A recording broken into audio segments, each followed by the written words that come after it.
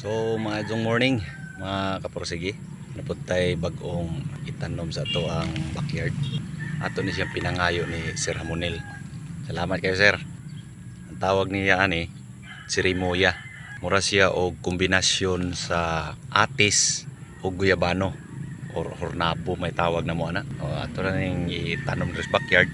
Arong dugang na pud nga tanom nato. Gawa sa mga gulay, gawa sa mga lamas, nagtanom pud ta og tagsa ka klase nga fruit bearing trees. So nanata diri lansones, nanatay rambutan, avocado.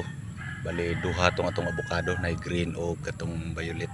Nya marang ang katong durian sa to say lang namatay ang atong durian. Ambot nga no kahato siya sa tubig to katong na timing to siya siguan niya. Ang natamnan nako murag punduhanan og tubig na humol siguro to siya makagwanta matay gyud taon. So ato lang sa ni siyang ipuli ato. Sige ato itanom.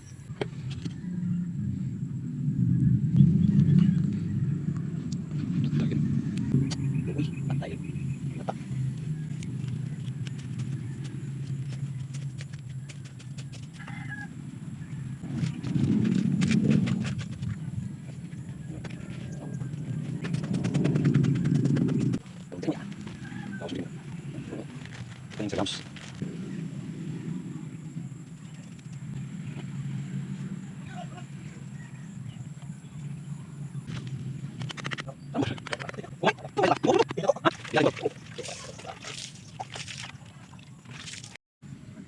Kayo. So tanom na to. Goods kaya ni ang Chirimoya. Bago na tong tanom fruit bearing sa to ang backyard garden. The best.